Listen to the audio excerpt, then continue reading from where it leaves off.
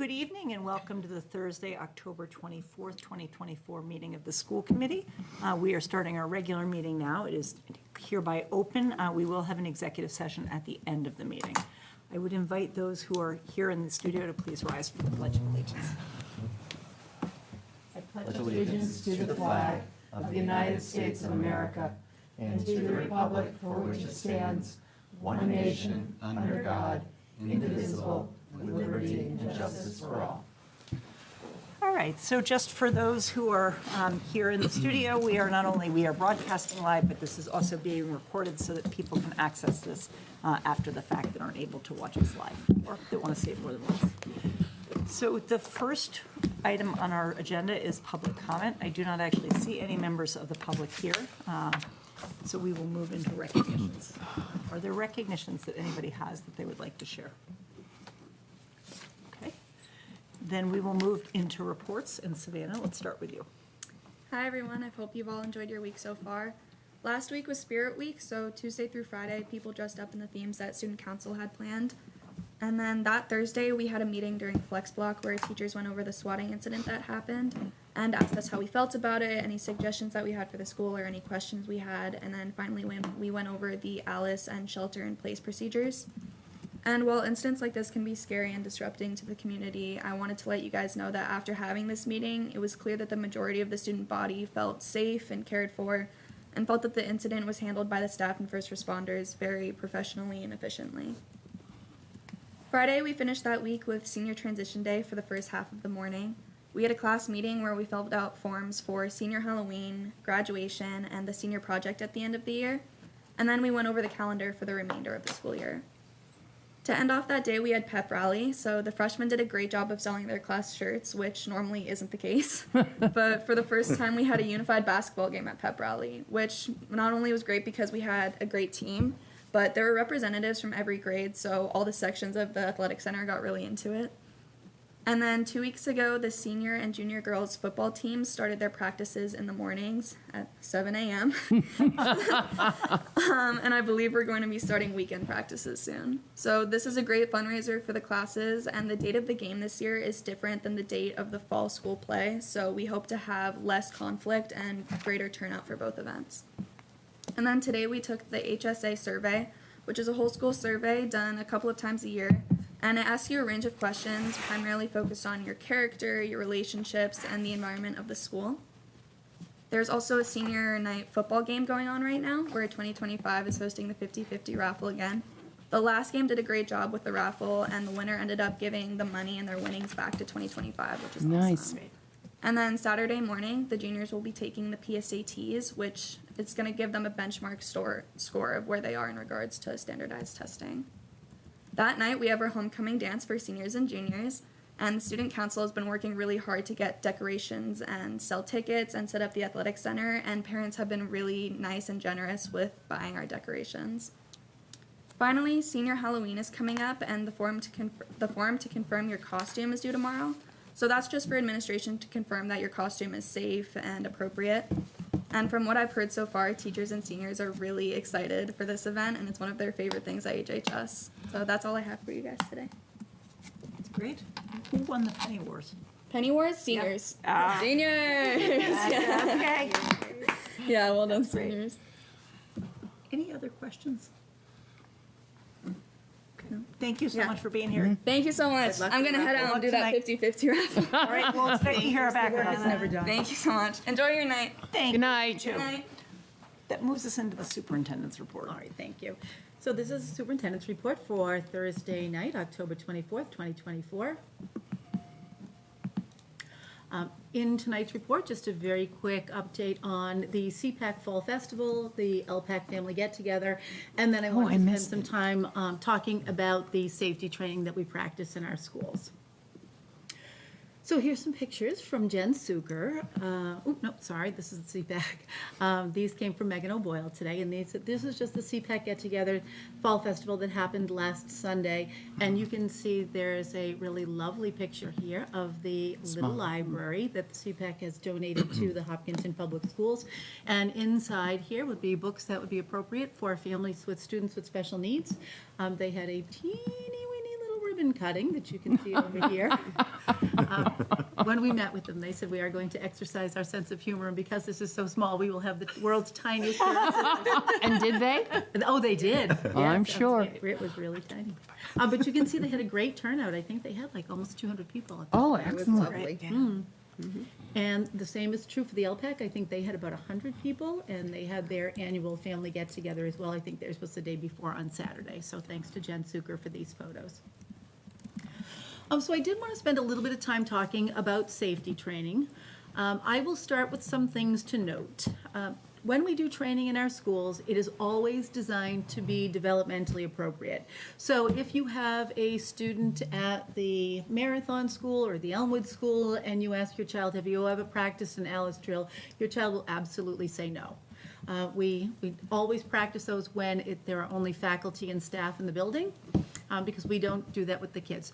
The kids do get some evacuation practice because they always do fire drills, and they do them in accordance with the fire department's, regulated schedules. So there are opportunities for evacuation. But when we talk about an Alice drill per se, our youngest kids aren't doing that. One of the reasons we do that is because it causes some angst for kids. And we know this because kids will report it, but also last year we did a district climate survey, and we surveyed parents and faculty and staff, but we also surveyed our kids all the way to 3rd grade. And last year in the fall at the Elmwood School, we had some wiring issues, and the kids kept having to go outside because there would be a fire drill, and then we would fix the wire when we thought, and then there would be another fire drill, and then there would be a wiring problem, and they'd be outside again. Thankfully, it's fixed. But one of the kids, or actually a couple of the kids on that survey, wrote about how upsetting those fire drills were in the fall. So I put a call-out box in there, and I don't think you can read it, but it says, my school is a bit scary to me because at the start of the year, there were many false fire alarms. So that's kind of the reason why we try to be really developmentally appropriate with what we do. So if you're a middle school parent, you probably know that yesterday we did an intruder drill. The first thing was that, there was an intruder at the front door. Then the intruder was progressing down the hallway to the brown gym. And then the intruder was in the brown gym but surrounded by police. So at that point, everybody could leave the building. And it was interesting to see how teachers made decisions to either leave the building or not leave the building. But one of the things we didn't ask the kids to do yesterday was to leave the building with their hands raised, which in an actual emergency, that would be a thing that we would do. And again, it was not to incite angst for kids, but it was really just to make sure that our teachers were practicing decision-making based on where the alleged intruder was, according to what was being said over the public address system. Last year in the fall, we thought that we hadn't really done that kind of intruder training for the entire district in a while.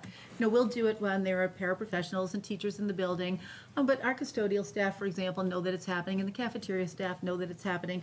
And so what we wanted to make sure was that every single person in the district, no matter what position you have, whether you are student-facing or you're non-teaching staff, did come together and have a civilian response to active killer training, and we did that. It was provided by law enforcement on September 18th last year. People will say that even that kind of training is a little disconcerting because you're watching a lot of video that the police provide for us, and it's a lot even for adults. And then every newly hired teacher in the summer, when Mr. Lebrad does his new teacher orientation, the school resource officer, Sergeant Santora, and I go in and we do all of that Alice training for people so that even brand spanking new teachers are not in our classrooms unless they've had this kind of protocol training. What safety structures do we have in place? Our community doesn't in fact, have a school safety task force. Fire officials are there, the Hopkinton Police, school administration, including our facilities folks, and Hopkinton Youth and Family Services. We get together 4 or 5 times a year. We spend about 90 minutes together on a Friday morning. Every school building then has its own crisis response team, and this is made up of a select group of faculty. And that group of faculty have a higher level of participation and practice with times of emergency. And when we think about the kinds of drills we do, we always do fire drills in accordance with the law, but we also practice weather drills. That's one of the things that the fire department likes for us to do. And of course, we talk about, sometimes we do a tabletop drill, sometimes we simply practice using the public address systems for an intruder drill. So there are all different ways that we practice those things. The last thing that I will say is, even though all of our teachers are trained in what we would say is ALICE, ALICE is technically not a drill. It's a protocol used in the event that we have an intruder in the building. So that's important. And on that slide, I have put all of the words that correspond with that acronym: alert, lockdown, inform, counter, and evacuate. And I have bolded and put in red the word evacuate, and I'll explain that in a minute.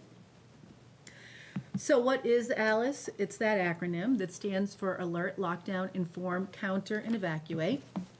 What isn't ALICE? It's not a fire drill, and it's not just a lockdown. I think sometimes people imagine that when we activate an ALICE protocol, people immediately lock down. If we say to people, there is an intruder, and that intruder is at the main office of this building. If you're in the middle school and you are downstairs in that 6th grade wing and there is a form of egress that's about 20 feet from your classroom door, you're never locking down. You are immediately evacuating that building. One of the things that has been found over time is that when schools used to just immediately go into lockdown, it really sets up a classroom so that kids are kind of contained in there. And when we talk about active shooters, what we'll say is that if you are in a classroom and you're sitting, you are kind of that fish in a barrel target. But if you are a moving target, you are much harder to hit, even for trained law enforcement. So I bolded the evacuation letters there because really that is always the goal, is to get people out of that building and away from the threat. So for example, yesterday at the middle school, knowing that the intruder was at that front door, people in that 6th grade wing could leave. When they decided to announce that the intruder was going down toward the Brown gym, there were people who were also in that front hallway at the middle school who thought, okay, he's going that way. If I get these kids and I run right now, I can get out that door before he can get back to me. And it was interesting to see how people were making decisions. So when we talk about alert, we train all of our teachers to use really plain and specific language. All we want people to do is to keep saying where the intruder is. And so if I'm a classroom teacher, I might say, I am in the wing at the Ellenwood School, my room number is X, this is Mrs. So-and-so, I'm next door to so-and-so, and that person is running in the direction of the cafeteria. And what we have learned from law enforcement is the more times that you identify where that person is, they start to get very panicky and wonder if time is running out for them. So that's one of the things that we train on, is the public address system. We also make sure that people have many means of communication, whether that's texting, emailing, or an app that we have that the teachers are welcome to use, especially at the middle school and high school, called Crisis Go. What is that? When you have Crisis Go on your phone, it's just another form of communication Okay. that you can. So it's an app. It is, yeah, exactly. So, no matter what the method is that you are using to convey information to people, you are only communicating information. So if I were in that front hallway at the middle school, I would not pick up the public address system and say, well, guys, I see that, if he's down by the Brown gym, I'm going to try to get my kids out of here now. Every person is sort of an independent contractor making a decision. And so you don't advise people what to do. You don't have to tell them what you're doing. You simply make a decision based on the facts in front of you. I think we all know what lockdown is, and I've already talked a little bit about that. So you lock your door, you barricade the room. It's still important for people to do that, but we have to remember that ALICE goes in no particular order.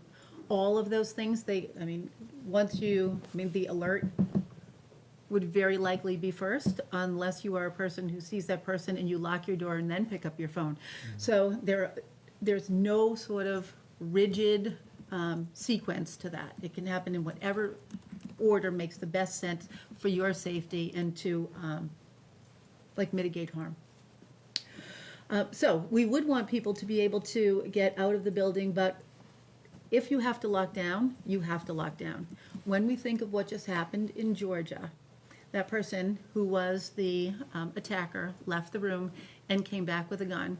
When he came back to his classroom, he went to turn the lock on the door of his algebra classroom, and because that room was locked, he went to another room. So we encourage our teachers to keep all of those doors locked. There are some times when we wouldn't do that, but for the most part, all of our doors are kept in a locked position all day long. Our kids would gather away from the door. They're very quiet. They're attentive to the teacher's direction. We ask people to silence your phones, but don't turn them off because that's a means of communication for you. And again, that choice to evacuate is really up to the teacher. The teacher is the person who is making that decision at that time. Inform, that's your continuation of alert. You are constantly informing in real time, and again, we want people to be timely, clear, and direct. That effective communication is something that'll keep our intruder off balance, and it saves lives. To counter, this is when we ask people to create distractions. And so I would never want people to believe that we are asking either our faculty, staff, students to take on some kind of an intruder. But if you get to that place where we talk about like a last-ditch, worst-case scenario, we do ask people to throw things, to scream, to tip over desks, to do anything that would create a distraction.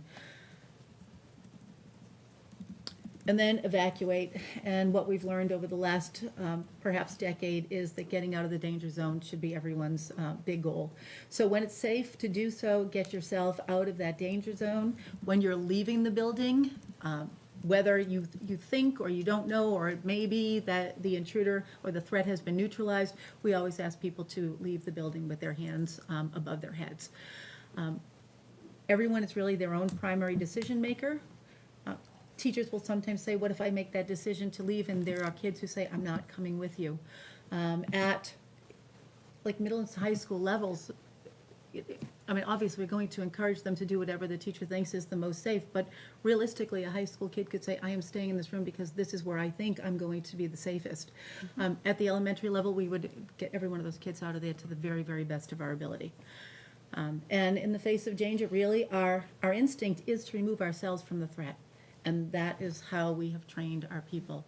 So far this year, every one of our teachers has had a conversation about evacuation. Everyone has practiced a fire drill. Not everyone has done an Alice drill, but as we said, like our kids would, at the elementary levels, Marathon and Elmwood would never be doing that anyway.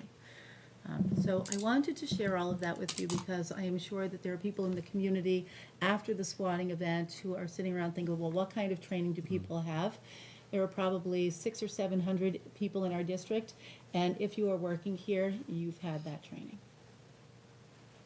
The locks on each door, those are just deadbolt locks, they're not, So that's, well, here's why we say that sometimes they're locked and sometimes they're not. We have magnets that will actually go over the piece that goes into the lock, and so the door will be kept in the locked position. And if you keep that magnet on there, then kids can continue to come and go freely, but the door would always be closed. So if there was an alert that said there's an intruder in the building, instead of fumbling, and they'll say your amygdala immediately gets hijacked, instead of fumbling for your keys and going over there, you'd walk to the door, tear that magnet off and close it, and it would be locked. The only times during which we would not use that magnet is if we had a child who was an eloper, which means that we have a child who is kind of a runner. And in that situation, you can slow your runners down if you don't have that on there because they have to spend a little bit of time turning the knob to get the door open, and it just slows down some of our youngest elopers.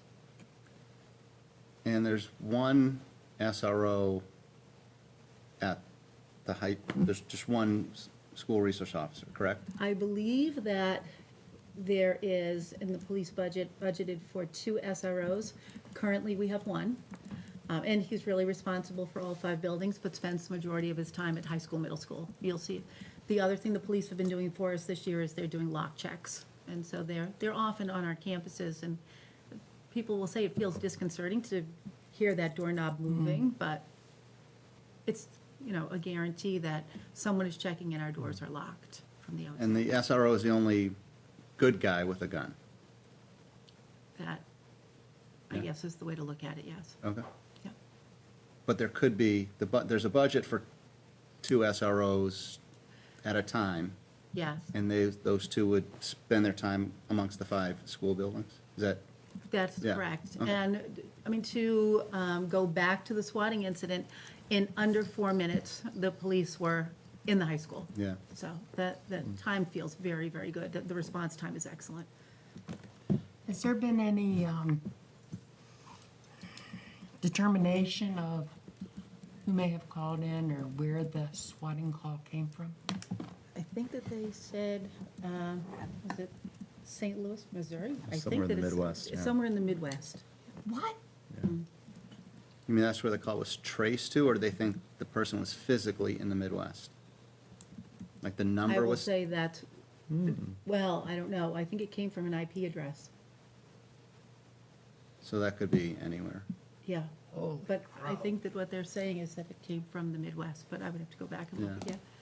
That's really a question for the police. Yeah, Just for folks at home, too, the SROs are funded out of the police budget, not out of the school budget. And so I know there was a time that we did have 2 SROs, but because of staffing within the police department, they weren't able to keep 2 in the school buildings, Yeah, it would be nice if we get another one back. to get 1 back, yeah. I know that was a lot. I know you weren't expecting it. But thank you. As far as evacuation, for at least the first floor classrooms, are there methods to be able to exit out a window on those first floor classrooms?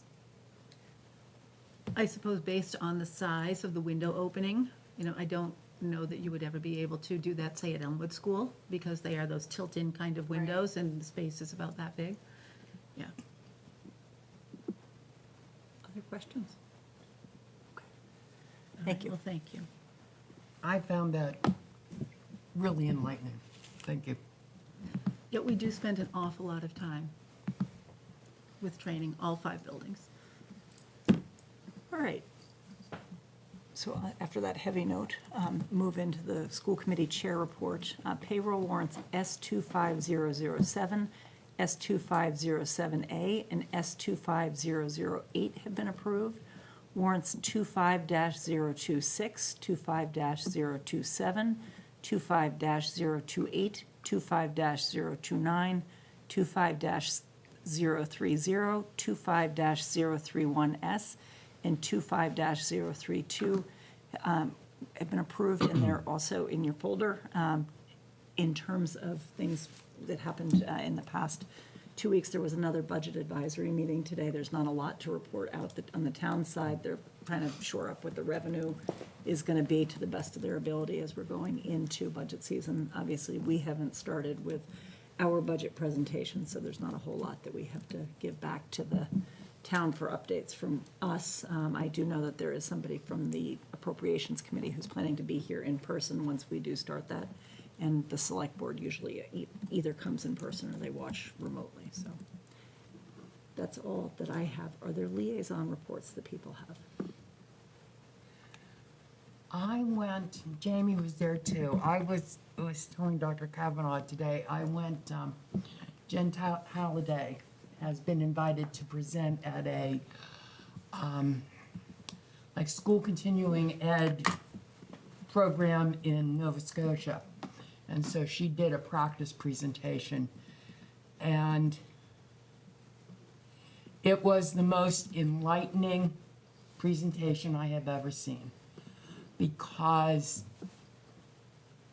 knowing people that have children that face challenges, you don't ask, what's it like?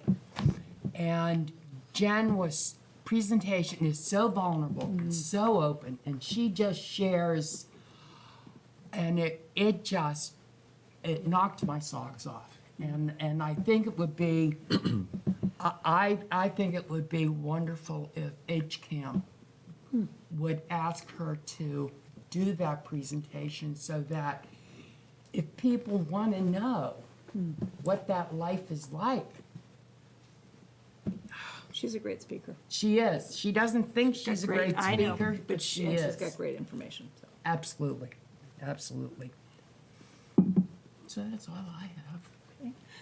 From Youth Commission, they spoke about workshops on stress management and motivational speeches for the students, led by Priya Vasudevan. Youth and Family Services are having some focus groups on mental health and substance misuse in December. They're encouraging participation in Hopkinton Organizing for Prevention. And the library is doing some accessibility improvements through a sensory grant, and they'll be refreshing the teen and children's spaces. All right, if that's it for liaison reports, that moves us into new business, and Mr. LeBrod is up with the MCAS report. All right, thank you. Good evening, everyone. It's good to see you all. Good to be back at the table with all of you. And really excited to be able to share with you some information about the MCAS that our students took last spring, the results that were released this fall. And tonight I'll walk you through those results and some of the context that frames what that means, as well as what we do with all of that information. So, members of the committee, you all have in your inbox a copy of this report.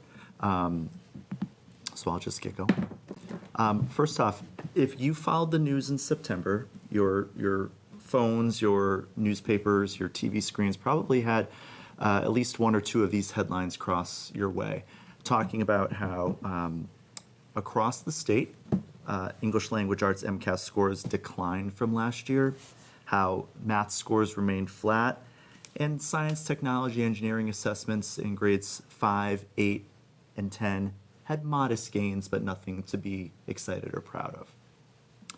Tonight, what I'd like to do is talk to you a little bit about what Hopkinton's headlines look like, which is a little bit different than what is true for the state of Massachusetts. What I can tell you is that most grade levels in Hopkinton have returned to pre-COVID performance levels. Most students and subgroups have maintained or improved performance over the prior year. Most students and subgroups continue to outperform statewide scores in both achievement and student growth. All schools and the district are meeting or exceeding the measurable targets that the state assigns to us. And all grade levels rank high in each subject when compared to districts across the state of Massachusetts. So before I get into talking about scores, I want to put into context and give a little refresher and some points on what the MCAS is, what it does, what it is, what it isn't. So it's important to note that the MCAS is part of each district's comprehensive monitoring and evaluation of student learning. So you can see on the screen, MCAS is certainly one of the data sets that we look at each and every year for the grades and for the subjects that it's available.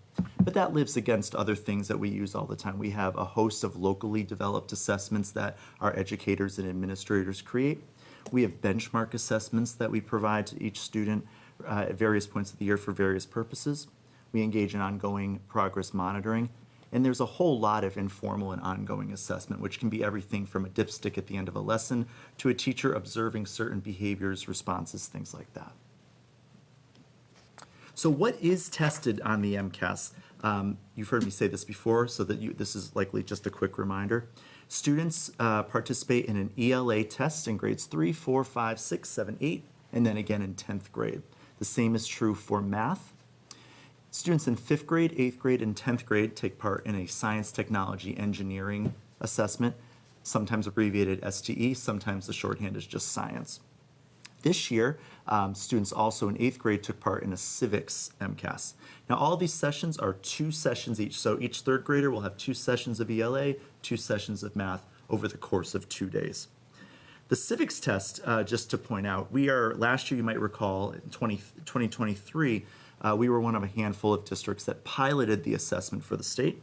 This past spring, all students in the state at 8th grade took the assessment as part of a field test, and this coming year it will be operational. So the spring of 2025, all students will participate in 8th grade in the civics assessment, and we will get data that compares students to the standards as well as to how they're performing against their peers across the state.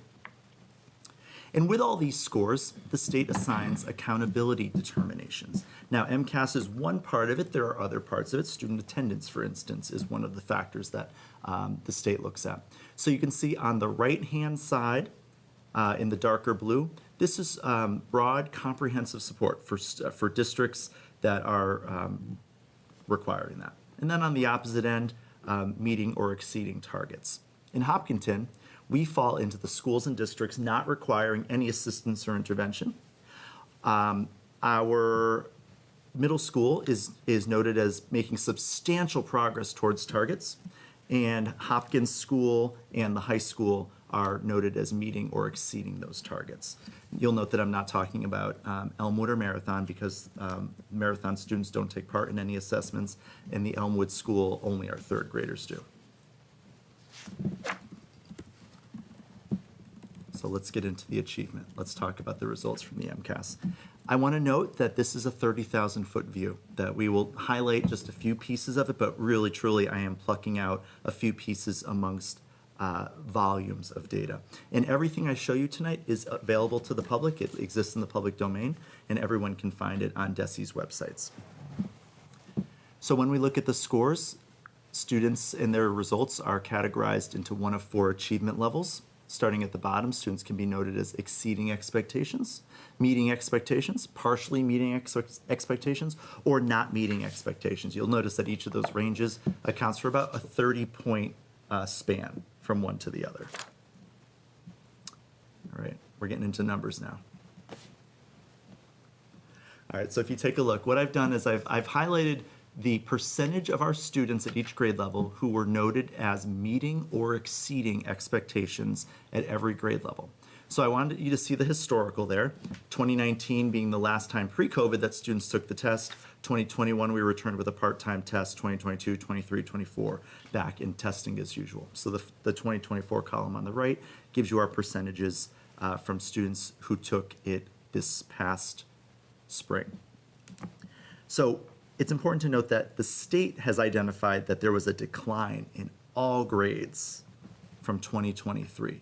You'll note that that's not true for us. We actually went up in grades 5, 6, 8, and 10. There were slight declines in 3, 4, and 7, and those declines were relatively less when compared to what the state was looking at. You also notice there's also, we look at, for instance, a grade level. So if I take grade 6, grade 6 in 2023, 74% of the students were meeting or exceeding. In 2024, that score went up to 77%. So that's great when we look at 6th grade. But the students who are 6th graders in 23 are different than the students in 24. So if you actually take a look at the 2023 results for 6th graders, that was 74%. If we follow them to 7th grade, we see that they went to 64%. So that's something that we want to make sure that we're looking at. We're not just looking at the good parts of gains, but also where we see some sort of decline, because we want to make sure that we're not losing that and that we're able to note that. You'll look again on here, our 8th graders in 2023, 70% of them were meeting or exceeding on the English MCAS. That score jumped to 90% in 2024. Isn't that the wrong? Right, because they would be 9th graders. Right, so there is no 9th grade test, so they jump over. Right, so it's Oh, not the same I cohort. apologize. You'd have to go I apologize. 22 So, thank you for that. So yes, so they would be 2 years of jump. I appreciate that. Yeah.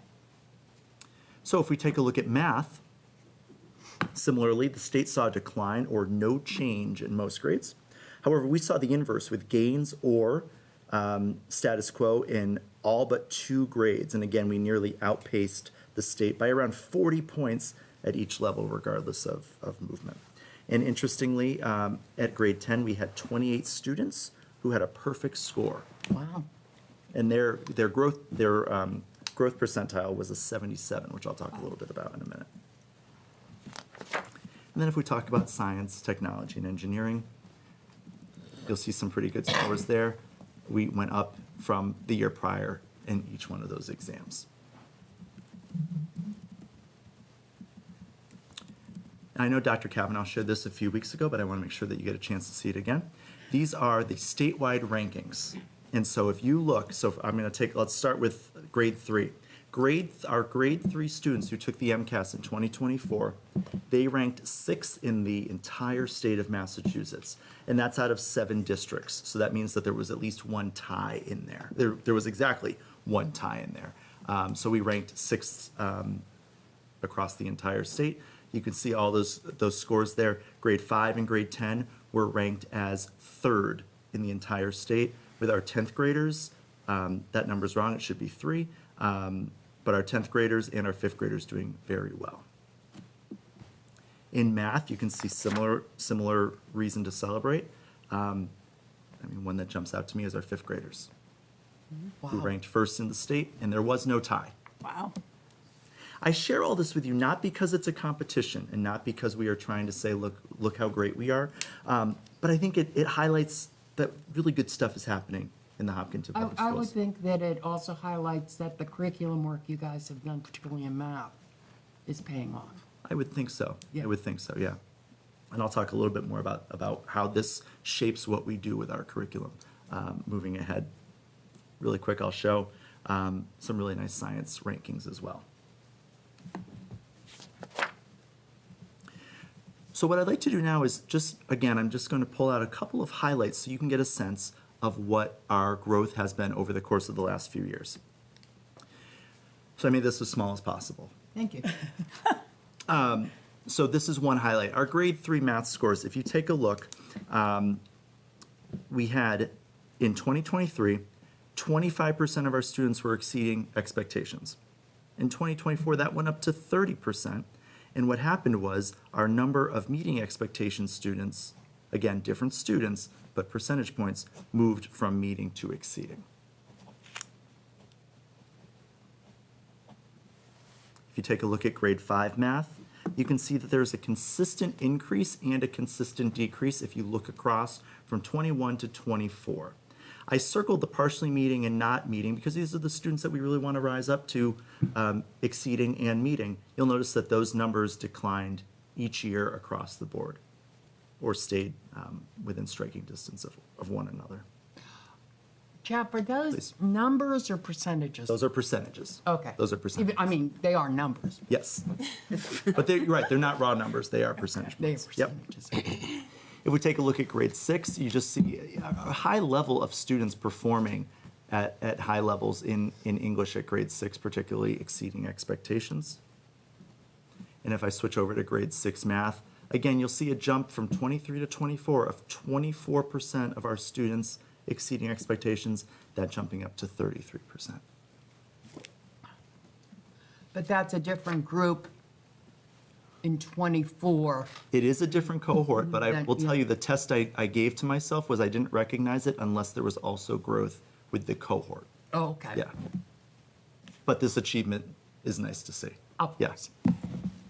And then grade 8 ELA, again, seeing some really nice scores. What's important about those really nice scores is it's high achievement, it's also high growth. So we had a twofer there, and again, I'll talk about growth in just a few minutes. Grade 10 ELA, similar high scores, and we're moving kids up from partially meeting and not meeting into that meeting and exceeding. So I showed you, and then grade 10 science, again, pulling kids up, you see that we were moving kids out of partially meeting, moving them up into meeting.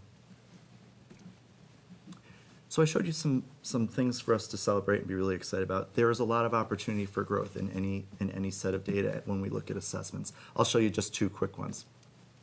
The first one is grade 4 ELA. We're noting that we're watching what we're seeing between the meeting expectations and the partially meeting expectations. Now, to the point that was raised earlier, we are comparing apples and oranges to a degree, but we have to be mindful of trends. So if we're looking at, all right, we had 63% of our students meeting expectations, not to factor in the exceeding, and that went down to 58. It's something for us to look at. We want to make sure that that's not a trend that we see. And then grade 7 is also something that we want to look at. We have a noticeable drop in our scores from 23 to 24. So that's just something we want to keep an eye on. It's incumbent on us to make sure that we're not ignoring that. Is that 28% of the grade 7 ELA not partially meeting expectations? That's 28%. So about a third of the grade 7 is not quite meeting expectations. On this assessment, yeah. And they would now be 8th graders. And they're 8th graders, yeah. And you add in the 8% as well, Yep, who are that's, not meeting. it So we're pushes it at over a third, so 36. that surprises me that it's that high. Yeah. Which is why, I want to make sure I showcase it tonight and make sure that you see it. Yeah. Because it just highlights the work that we do as an instructional leadership team, and of course, right alongside our building leaders, and of course, those teachers who are looking at this data along with their building leaders to make sure that they're addressing it. Is there so from 2019 to 2024, kind of down in English, but up in math and STE? Is there a corollary there that is obvious, or? Obvious, no. Yeah. Obvious, no. There are a lot of factors that go into it. And again, like I said at the start of this is one snapshot in time. Yeah. It's really important that we think about that. But it's also important data, and it's valid data. So we want to make sure that we're looking at it. There is no obvious silver bullet for us. So now I'd like to talk about growth. We talked about achievement. We talked about what those scores are against, aiming to get to 100%. How do you do that? But what I'd like to do is talk about growth right now, and we'll do that through the lens of looking at our subgroups. Now, the state identifies various subgroups. The three that we look at a lot are our English learners and former English learners, our students identify as low income, and our students with disabilities. So I'll walk through some of those. And I just thought that this was a good visual to kind of frame our thinking. We can have students who fall below the mark of proficiency who have made great growth. We can also have students who still live in the advanced high achieving level who haven't actually made any growth. So it's important for us to look at both achievement and growth when we consider these results from our students. The student growth percentile is the metric that the state uses to measure growth.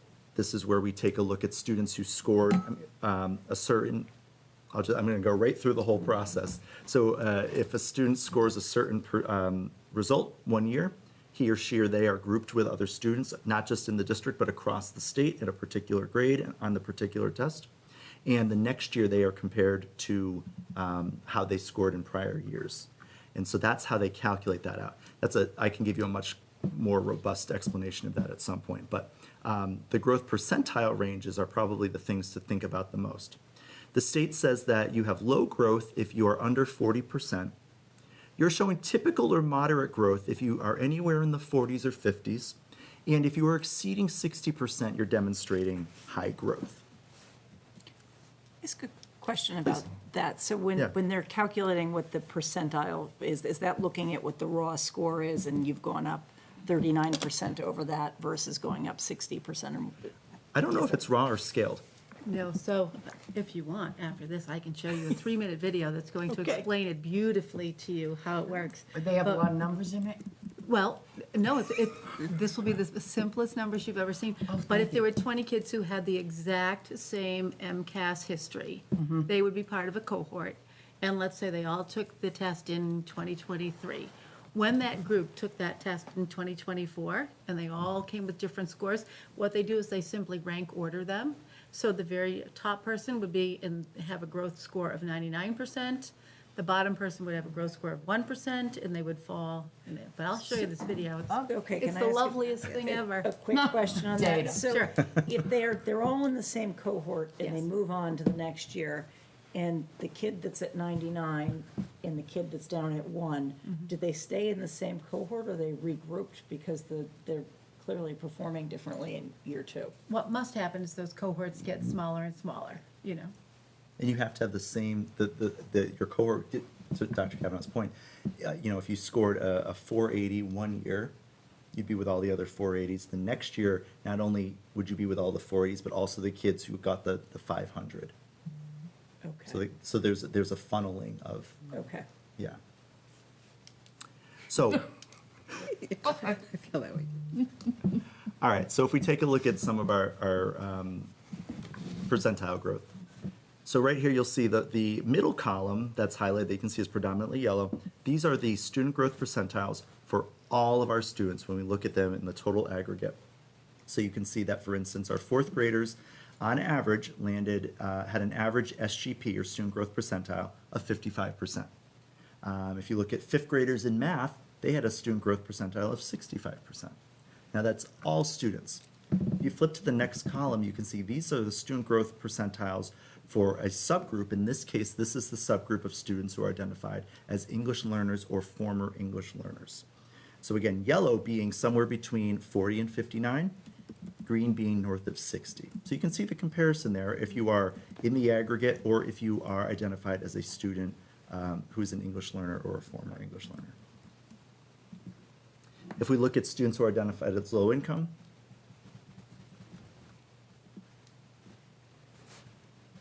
and then students with disabilities. Oh, no, because they're both 2024. I was wondering if there was a diagonal move, but it's not. Right. They're all the same Right. year. So if you want to see it all in one shot, that's how we look across the board. Again, that first shaded column is everyone in the aggregate, and then we break out our groups. So you can get a quick visual picture of exactly how our subgroups are doing when we compare them against our students writ large. Why are there the blanks for some of the? That means that there aren't enough students that the state would identify it as a representative population. And that can change from year to year. And what's pink mean? Really bad? Pink means it's what we would call low growth. 39 and below. Yeah. So, that's our composite this year. This was last year's. And I'll do one little flip for you. What's SWD? Oh, Students with disabilities. okay, Yeah. okay. So again, this is this current year. And then this was last year. Now what I'll do is I'll show you a comparison of each of those subgroups, 23 to 24. 24 being the first column, I'm just keeping you all on your toes tonight, and then the second column is a year prior. I shaded the orange if we had a jump in student growth percentile. So you can see at grades 5 and 10 in English, and in grade 5 in math, for students who are identified as low income, there was a jump in their student growth percentile. Why are some boxes blank? Again, those are the ones that don't have numbers, Okay, there's not a gotcha. representation there, yeah. Jeff didn't want to show you the bad scores. That's our English learners and FELS compared to 2023. Again, you can see an increase in grades 5 and 6 for both ELA and math. And then finally, students with disabilities, the comparison with 2023. A lot of growth. It's a lot of movement forward. Grades 5 and 6, 8 and 10 in English, and grades 5 and 10 in math. Would one read those on a diagonal, that the group fourth graders was 52 in 2023? Funny you should say And then that. they would move to 62 the next year? It's almost like I planted that question there because I just wanted to tell you that if you look at that on a diagonal, diagonal, yeah. So let's take fourth graders in 2023, 52%. They moved diagonally down to 62% this year. So if I was really crafty, I probably would have come up with a second color code to show if that singular cohort made gains. But you can see our fourth graders made gains, our fifth graders made gains into sixth grade, our eighth graders made gains into 10th grade. No, that's not the right spread. The 8th to 10. Sorry, I did that again. Yep. I really want to jump over that ninth grade as if it's there, right? I appreciate that. Here. Yeah, everybody wants to forget ninth grade. Or ninth graders. But if you take a look at math, 52% went to 62%. And I'm not going to touch the 8th to 10th again. I almost caught myself. Yeah, those other 3 had declines though. Yeah. So again, we talk about the things we're highlighting and celebrating. The highlight can also be something that we need to note and think about carefully as we move forward. And as you've heard us say before, despite all of the celebration that we can talk about at any point, in Hopkinton, all means all. And we talk about every student every day, which means we've got work to do. And the work is never done.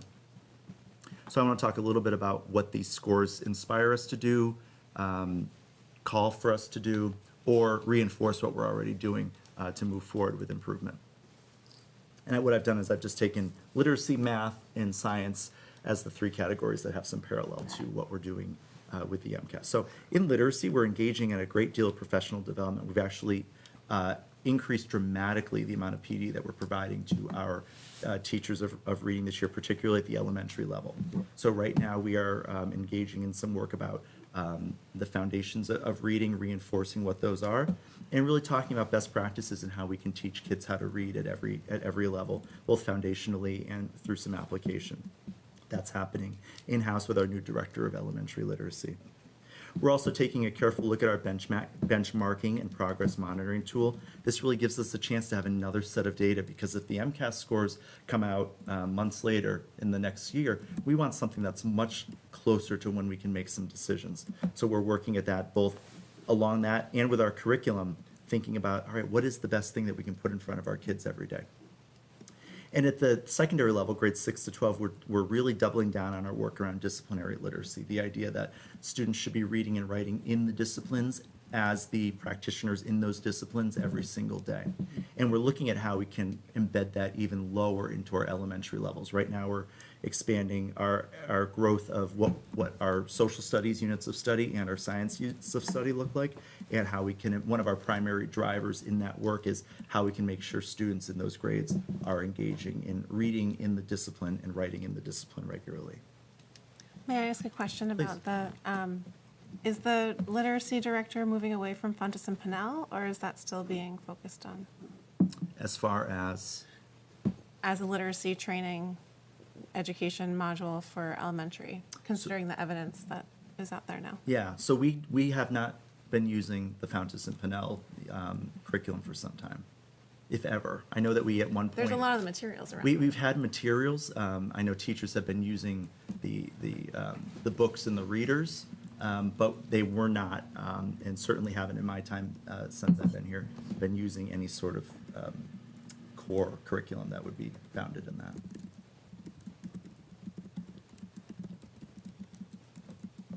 And when I talk about benchmarking and progress monitoring, we are carefully looking at the benchmark assessment system and seeing what gains we're getting out of that, or how we can find assessments that might do an even stronger job of helping us know what our students are able to do or not do as readers, especially at the early elementary level.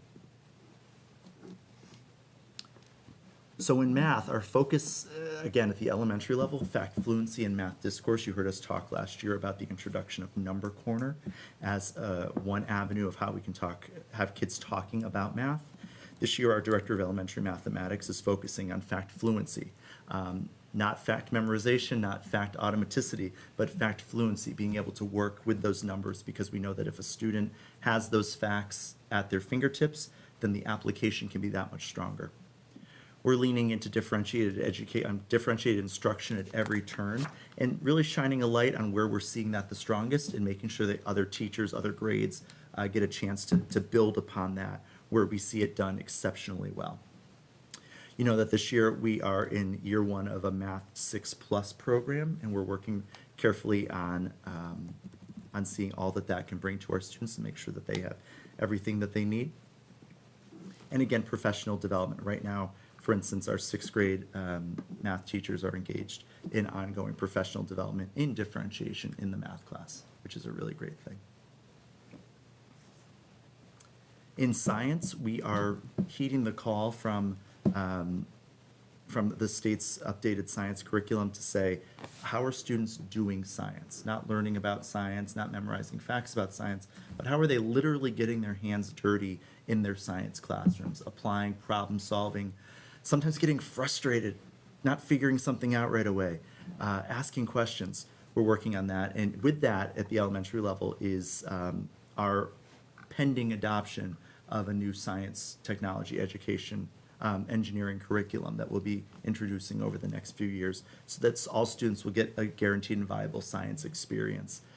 With that, we're providing professional development, because no curriculum should be handed to a teacher without the appropriate professional development for them to be able to implement that. So we've got that. And you might have heard me mention disciplinary literacy, but that's certainly something that's coming into the fold in our science development as well. With everything, regardless of what our discipline is, we are leaning heavily this year into a multi-tiered system of support. We're looking carefully at how we make sure that every student gets what they need every single day. You saw that outlined in the district improvement plan. You've seen that outlined in Dr. Kavanaugh's goals for the year. Part of that is looking at our learning support teams and thinking about how we can really wrap around students that are maybe not getting what they need and making sure that they can get that. We're talking a lot about what small group instruction and co-teaching looks like and really leaning into that data use. How can we leverage the data use? How can we leverage that data and make sure that it is taught, if it's not speaking to us, what it can tell us when we look at it carefully. And I'll say all the time, with these MCAS results, we have to triangulate that data. That's one set. But when we're looking at a student, that student is a person. And so we have to think about how does that point match the other things that we know about the student, all the available data that we have, and we really do have a lot of rich data. So for my planning friends in the room, I will just give a preview that we have set our dates for the spring 2025 MCAS. Students across grades 3 to 10 will take the English Language Arts MCAS somewhere between March 25th and April 10th. Students will take the Math MCAS between May 7th and May 21st. May 15th to June 5th will be when students will take the Science, Technology, and Engineering tests. And students in grade 8 will take the civics test on May 28th and 29th.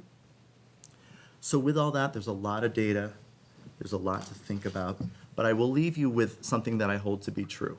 Despite how important all of this is, everything that it tells us, when we think about our students, we know that our students and their teachers and our schools are so much more than just the test scores.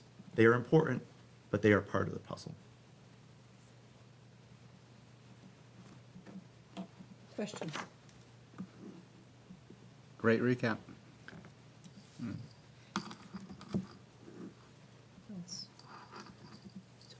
I did have a question, just kind of, you don't have to go back in the slides, but thinking about some of we were looking at the 7th grade ELA on one of your slides. So is that data, I'm assuming that the STAR assessments have been done for the beginning of the year. Yeah.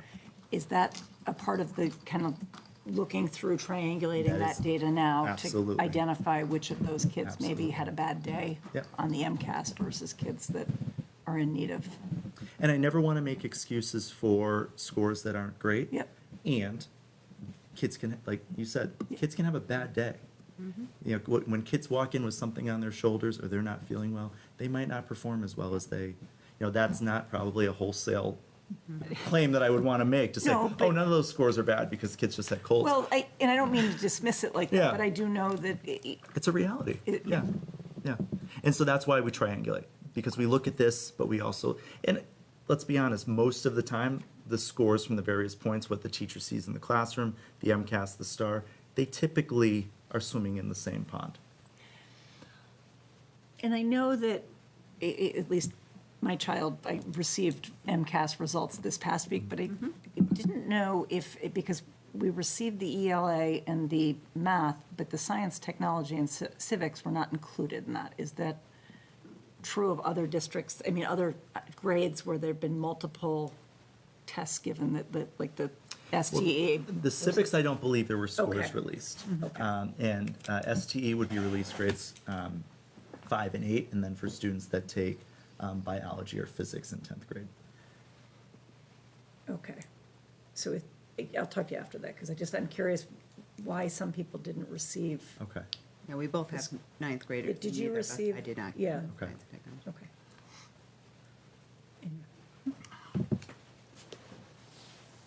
There's so much on television recently.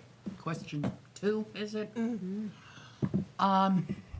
I've heard parents say that their children get really, really stressed out over MCAS. Do we somehow survey classroom teachers on the level of stress students exhibit? Formally, no. We don't administer any sort of formal survey Right. of that, but I know that our principals are in constant conversation with their teachers. I know Dr. Kavanaugh and I are often in schools and get a chance to hear from teachers and building administrators about that. I think it is a case-by-case, let me speak as a former classroom teacher. So When I was teaching fourth grade, there were some students, not many, but there were always a couple, who were very, very wound up about the MCAS. And there were others who weren't. And, some of that, it can come from a multitude of places. Kids hear things on TV, they read the news, they think this must be important if everyone's talking worked up about about it. it. And, some families, see it as a really important point. So the stress can come from a multitude of places. Because I'm exceedingly old. And back in the day, we took achievement tests. Sure. So basically, is MCAS nothing more really than an achievement test? Well, we get an achievement score, absolutely, and we Yeah. also get the growth. So yeah, we're looking, Yeah. we're measure, what the MCAS does is it measures, what it aims to do is it measures students' ability against the standards that we Right. teach in the frameworks. Thank you. Thank you for the very thorough and deep dive on that. Yes. Appreciate that. There really wasn't that many more slides then. Well, so now let's go to the second part. All right, before he really moves into a second part, I'm going to ask that we move into item B of new business, which is the state budget earmarks, and Jeff, you're up for that as well. Oh, That- my God. Here I am.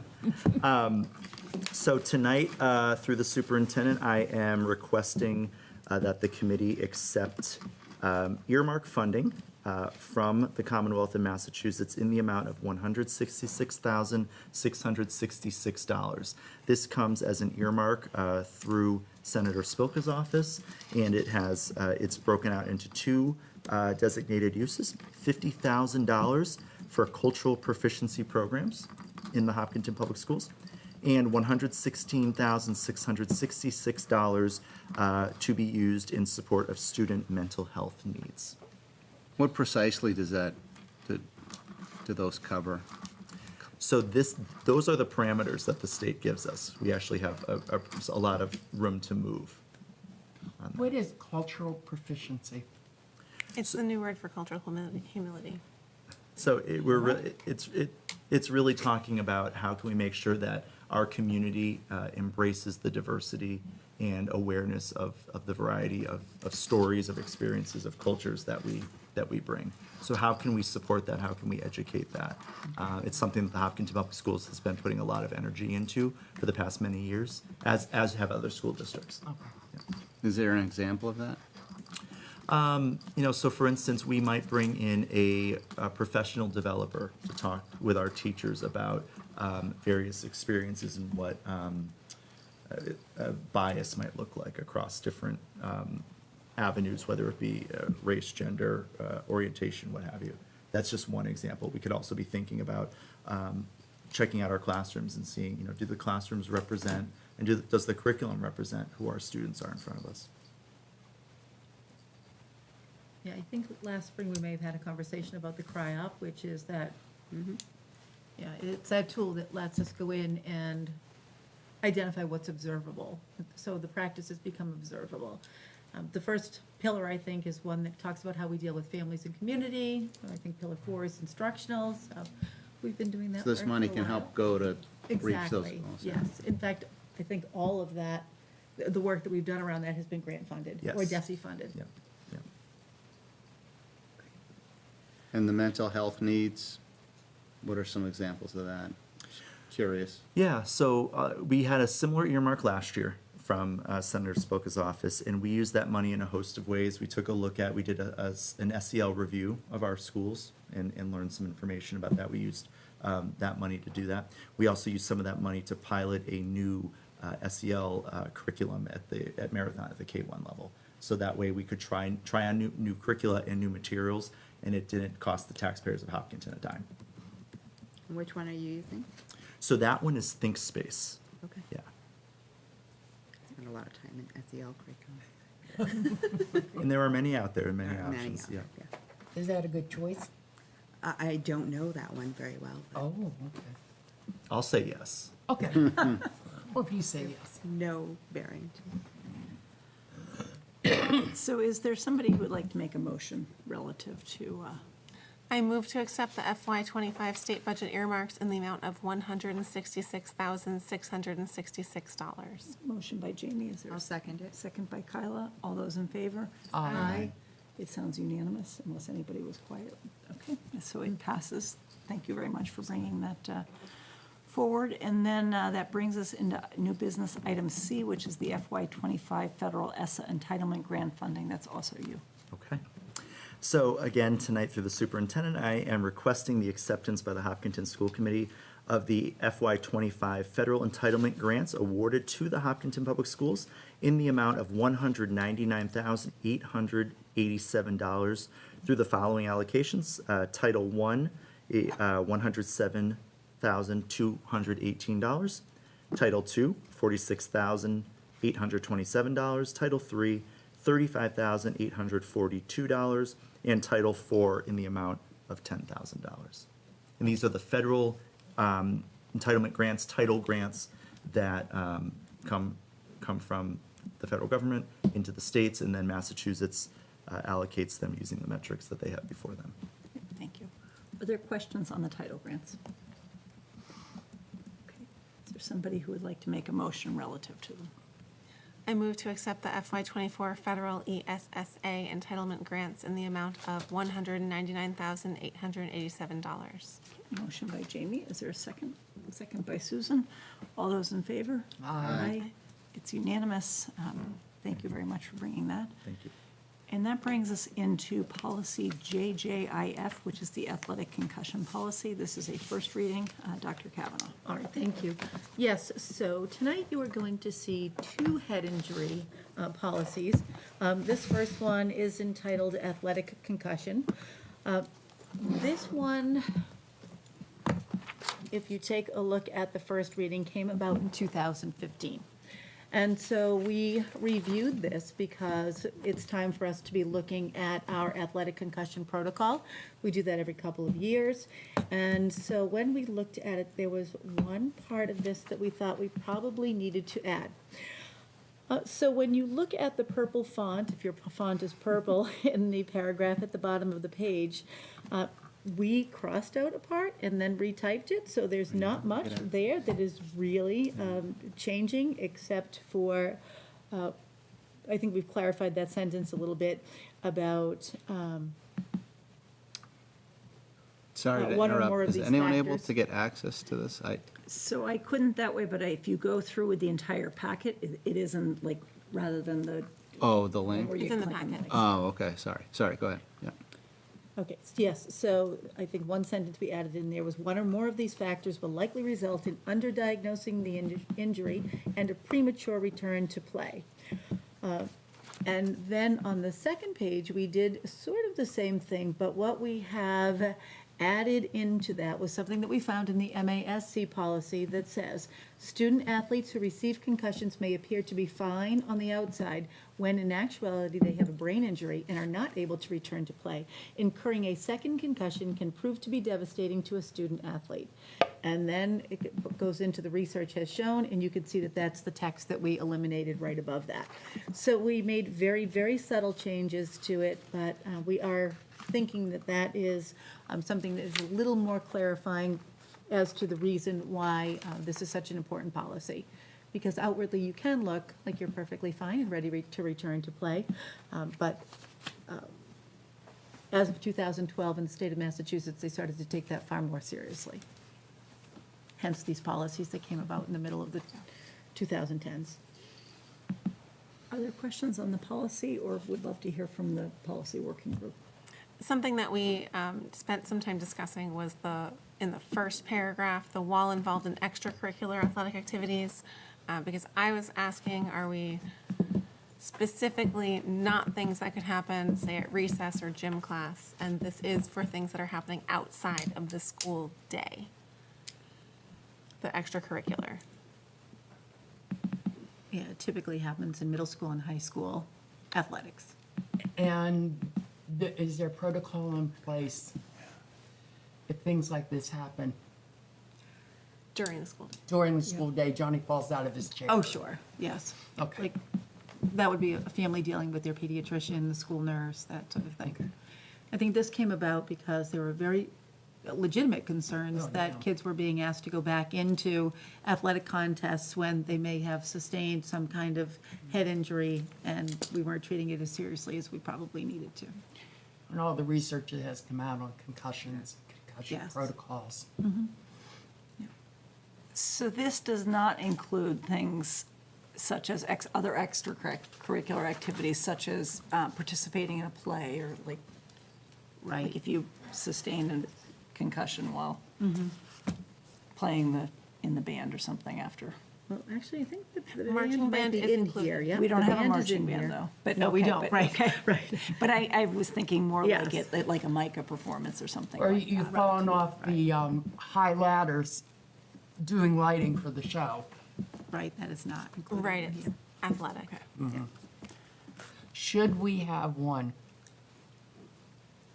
In some semblance. So I think the state was worried about athletes in particular. Right. And I think if somebody, were to get injured in third grade PE class, or if somebody was to fall off a ladder, certainly we would reach out to parents, have that person go to their pediatrician. And the director would probably all of that. follow up, and Yes, I think we've all become pretty versed in the problems with concussions, yes, especially seeing so many football players that have. right. And it's unlikely that, you're not, when you talk about the person on the ladder, you're not putting that person back into, That's true. contact sports. Probably never climb Yeah. another ladder. That's right, maybe not. Not that night, at least. They don't do, the high school sports, they don't do baseline testing, do they? They used to, don't they? They still do, don't I they? think Oh, they they do? do. Oh, okay. believe they do. Oh, all right. Okay, so did this go out to the community, do you know? It did not go out to the So community. That's when you're doing it good. will though before, So that you get a because the concussion. first reading, I'm That's assuming we're right, not yes. looking to Yeah. approve it. And the change is very subtle. Concussions Yeah. play, so Yep. Okay, A lot so of it's like, base- this is how you function. Yeah, this is getting back to your Okay. baseline before you can That's return okay. to play. Oh, Sorry. yes. So- Oh, no, you have to have a Just talking doctor's about note before you baseline can test. return to. Yeah, I was- Yep. Yeah. Okay, so we'll bring that back because it's a first reading. And then we'll go into the next policy then, which is also related to head injury. Yes. So this one JLCH. is not entitled concussion, it's entitled head injury. And I think that this was the precursor to the actual concussion policy in Massachusetts. So if you go to the MASC website and you look for JLCH, you won't find it. But if you look at JJIF, everyone has a policy JJIF. So what we really think is that this policy is outdated and redundant, and it probably could just be eliminated, which is what we're recommending. And we checked and made sure there was nothing in that one that We should did. be in the other one also. So we Yes. compared them. And state law always trumps your local policy, so if we have to review the protocol for head injury and make sure that all of the people who are supposed to be trained in it have been trained, that has to happen every 2 years by law. Any questions on the elimination of this policy? Okay. This is a little bit different because it's an elimination, not a change to it. Yes. I am comfortable where we're looking at the concussion policy in taking action on it tonight, but if others want to wait, I'm also comfortable with that. I'm fine removing it. Yeah, me too. I am too. Is there somebody that would like to make a motion to that effect? Do we say remove? Is that probably the right verb? Eliminate. That you remove? I think eliminate. I move to eliminate JLCH head injury policy. Okay, motion by Jamie. Second. Second by Susan. All those in favor? Aye. Okay. There are none that were opposed, so that is unanimous. And that brings us then into old business policy AC. Okay, so this one has gone out since, not today, but since we've been looking at it, and I believe this is our third reading. What we needed to do with this policy, as you'll remember, is to just expand the protected classes here. So we had to add in sex stereotypes and sex characteristics. In accordance with Title IX, they also wanted us to add in pregnancy or pregnancy-related condition, but we had already done that a couple of years back, so that's in there. The other thing that needs to be in there is traits historically associated with race, and for whatever reason, in paragraph number well, after the numbers, that first paragraph, it was there, and I think we omitted it or didn't get it into that second paragraph, so we added in traits historically associated with race, alongside sex stereotypes and sex characteristics.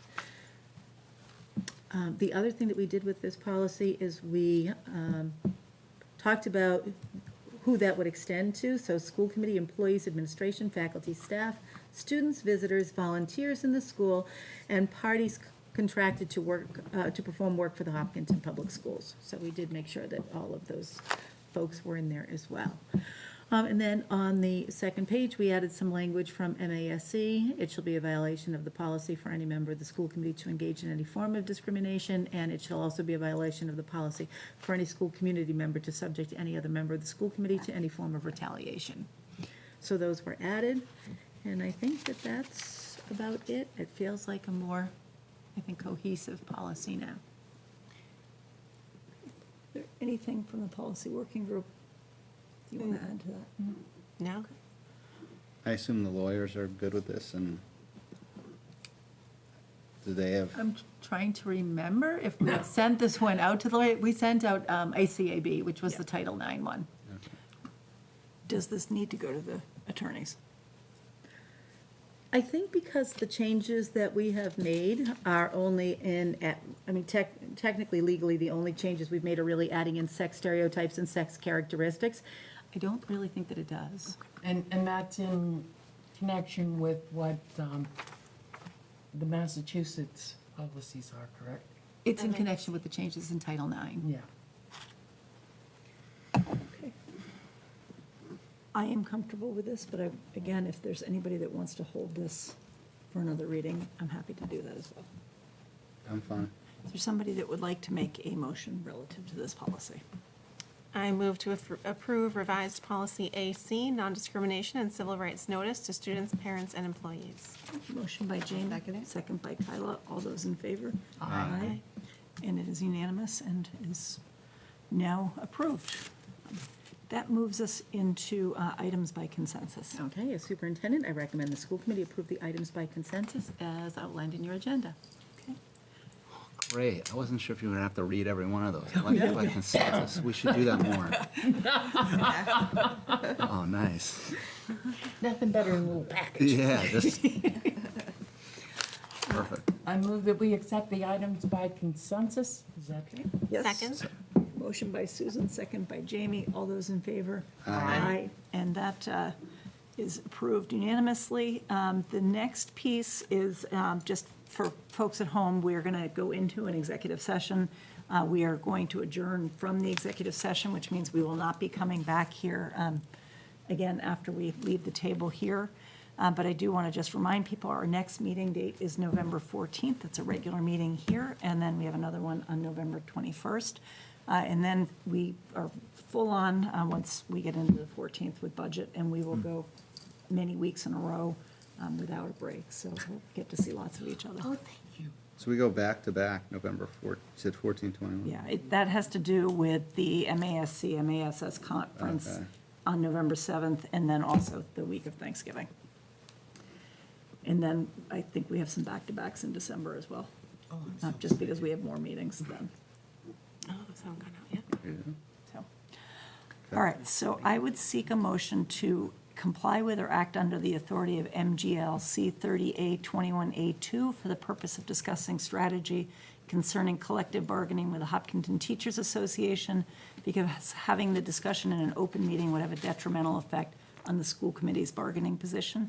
And for reason B, to comply with or act under the authority of MGLC 30A21A3, specific to the review of executive session minutes for the meetings of May 16th, 2024, June 13th, 2024, July 11th, 2024, and August 22nd, 2024, and then to adjourn the meeting in executive session. So moved. Motion by Seconded. Jamie, second by Susan. Aye. All those in favor? Oh, yes, we have to go roll call. Oh. Starting with you, Kyla. Aye. Chris? Yes. Aye. Susan? Aye. Jamie? Aye. And I am an aye. We are entered into executive session at 8:19. Thank you all for tuning in, and have a good night.